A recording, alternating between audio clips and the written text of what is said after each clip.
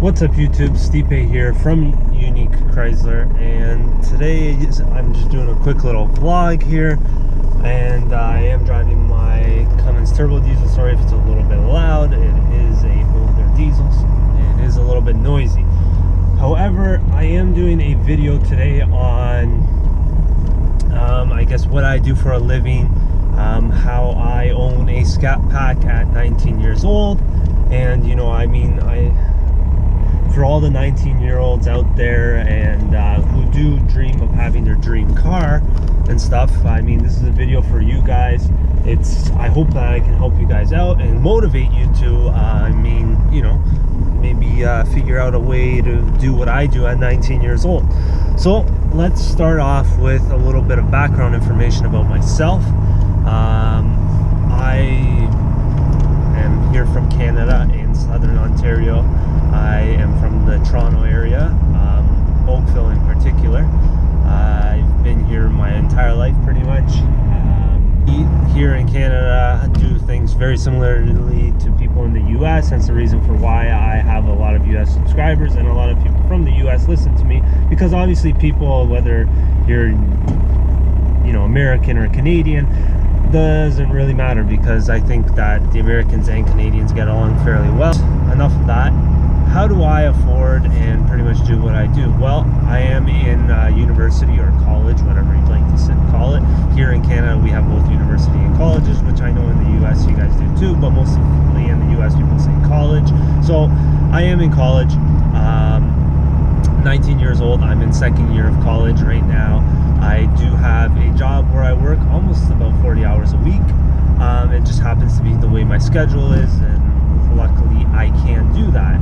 I'm lucky that I have a great workplace that I work for and that they allow me to work there. So now, where do I work? Well, originally when I had started in first year, I worked at Canadian Tire, which is pretty much like a Home Depot for people who are from the US. It's just our kind of version here in Canada of Home Depot.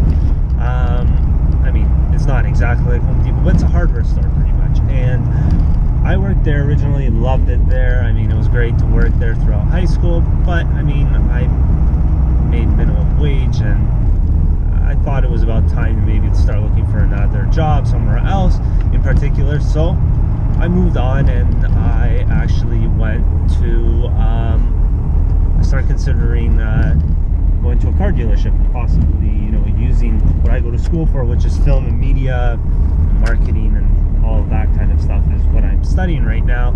So I thought that I could probably use some of those skills to, you know, use it as a profession possibly, and luckily I have.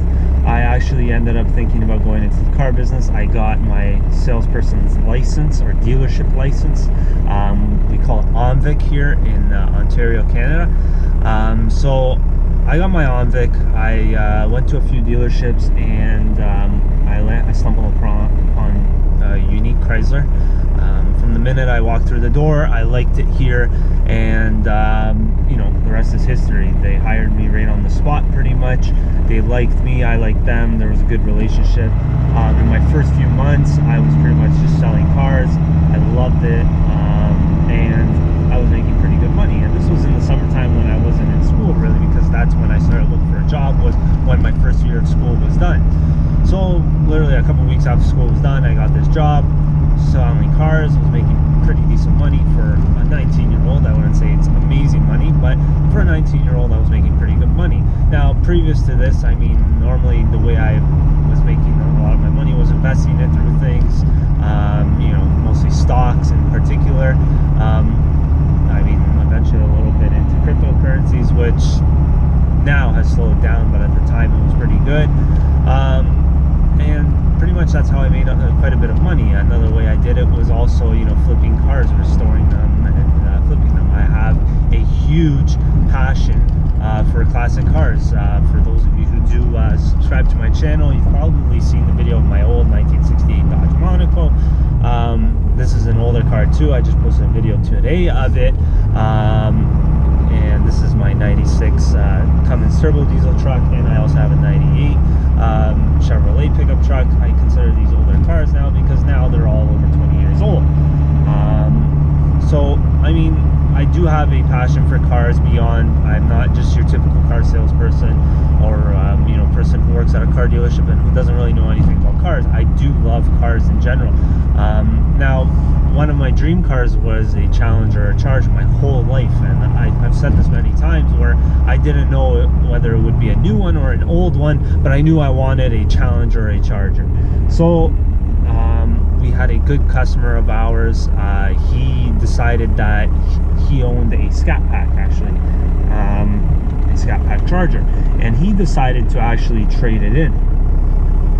So he traded it in for a Hellcat, and the exact same car, pretty much just a Hellcat, and his SCAT pack came into our dealership and it was hardly used, the thing, and he only had it for a little bit of time. It was in great shape. I knew the customer very well. I knew it was well taken care of, so I decided to buy his SCAT pack. Now, I know people are going to say, oh, you bought a used SCAT pack, this and that. The thing was, is I wanted to pay cash for this vehicle, and I didn't have enough money to pay cash for a new one. And it just happened to be that luckily I work at a dealership and I stumbled upon this vehicle, and I had the cash enough to buy this vehicle. So that was one reason why I went with the used SCAT pack. Another reason, at 19 years old, I mean, do I recommend really going into debt for your dream car? Depends your situation, right? Not that I couldn't afford the payments, but it was just like I didn't really think that it was probably the greatest idea for me to do. So I didn't do it, and I was motivated to buy the car with cash. My plan was to actually buy a Hellcat. However, I mean, again, take a little more time to save up that kind of money, investing and whatever it may be. So I didn't wait long enough. This was a great opportunity for me to get into it, so I got into it. So I guess at 19 years old, you know, how do I make most of my source of income? I mean, so most of it comes from the dealership, some of it comes from YouTube, but really all that, you know, comes from YouTube just covers my insurance on the 3 cars. It's not like I make, you know, an substantial amount of money where I can, you know, go to school, pay for my schooling, pay for my cars with YouTube. I can't. I wish I could. I do hope that one day, please subscribe to the channel so that you can help me out, that one day I can just do this as a full-time job and just continue to do videos on the vehicles and stuff, and hopefully eventually just go from dealership to dealership and just reviewing vehicles. But yeah, I mean, at 19 years old, this is what I do. You know, I'm showing people who are 19. I mean, I'm sure a lot of them are in school, and I hope that I can be a motivation to show you that you can go to school. You don't have to put yourself in debt either for school debt, because I don't have any loans out for school. You don't have to put yourself in any debt and still be able to, you know, make it out there. You just have to, you know, do your research online, whether you want to invest your money. But yeah, I did so much research, and I don't know, you know, a lot of people always go to me, you know, there's not a lot of 19-year-olds that are like you who are looking to make money as well as be in school. You know, it's either one or the other. You want to focus on your schooling, or you're just straight out of high school, you're looking to make some good money. And I luckily am lucky enough that, and fortunate enough with the situation, that I actually have both situations available for myself. So at 19 years old, is it possible to own your dream car? Of course it is, right? I mean, obviously if your dream car is a Lamborghini or a Ferrari or something like that, or a Mercedes, whatever it may be, it's going to be a little bit harder for you to obviously get that, just simply because obviously a Mercedes and a Ferrari or whatever are a lot more money than a Dodge Charger SCAT pack. But set realistic goals as well. I mean, you know, I wanted a Hellcat. I didn't have the money to do it, so I didn't force myself to. I could have, you know, rode it out a little bit longer, and even if I owned a Hellcat by 20, that's still good in my opinion. I still could possibly own a Hellcat by the time I'm 20. I don't know, but that's the thing about life, is you don't know what to expect, and you don't know what's going to happen. And I was super happy to be able to actually afford the SCAT pack and buy it when I did. So, you know, if you are interested in something like that, and you are, you know, trying to get into your dream car, you know, sometimes I hear so many situations where, you know, parents pay for their kids' cars if you're like me and your parents, your parents support you, but I mean, they're not going to obviously buy you a $40,000, $50,000, $60,000 car, however much it is, then obviously you're gonna have to try and figure out how you're gonna get it on your own. And one thing I can recommend is, I mean, I don't necessarily say don't put yourself in debt. The best way to buy a car is obviously cash, but I mean, if you want my opinion, I mean, don't put yourself in crazy amount of debt.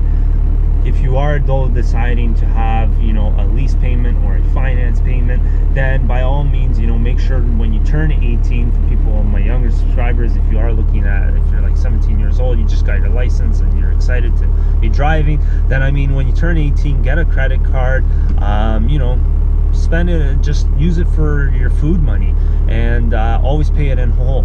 Just whatever the balance is due, pay it in whole. Make sure you don't exceed obviously what you make. Don't go crazy and just max out your credit card and just pay the minimum for months on end. That will actually hurt your credit more and will actually ruin any chance of you even getting approved for anything by the time you're 21. You probably won't even get approved for anything. So definitely also save some money. I mean, always good to save some money to use it as a down payment. That'll always help with an approval. It'll also lower your payments. But I mean, like I said, there's nothing wrong with leasing and financing. I mean, people's situations are very unique.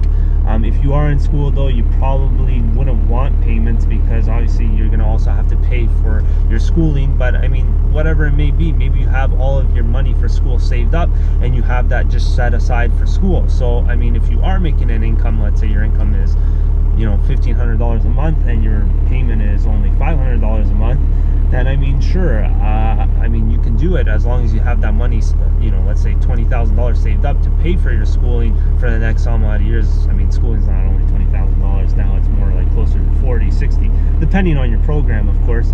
And I mean, like I said, you can definitely make a good amount of income while you are still in school. It's just you have to find the right workplace that will work with you to give you the hours that you need in order to make enough money. Great ways too of having flexible hours is Uber. We have Uber Eats as well. We have something called Skip the Dishes here, which is like Uber Eats. I mean, there's plenty of ways and methods for you to make money with a flexible work schedule. So I mean, this is all stuff that you can Google. I mean, I did tons of research when I was looking to find something that was flexible enough for me to be able to go to school and work. Luckily, I'm in a great situation where I can do that. And I mean, for any questions that you guys do have, please just comment down below. I will try to help you out as much as I can. Thank you for watching the video. I hope that I'm as big as a help as I could be. But yeah, that's pretty much how I am in the situation with the 3 vehicles that I do have. And actually, I didn't buy this Cummins. This was actually given to me by my grandfather. So this I did not purchase, but my Chevy and my Charger I did. And I mean, like I said, this was not I mean, I didn't pay for this, so I can't claim, but I do pay the insurance on it. I do pay the gas for it. And I mean, pretty much I own this vehicle right now, and I do own 3 vehicles. So if you do have any questions, please comment down below. Like and subscribe to the channel, please. I do have a 1,000 sub giveaway as long as we hit 1,000 subs before February 20th. We're doing pretty well. I think we're getting pretty close, and we should be able to make that. So please subscribe to the channel before February 20th to hit 1,000 subs. Thank you so much for watching. Have a great day.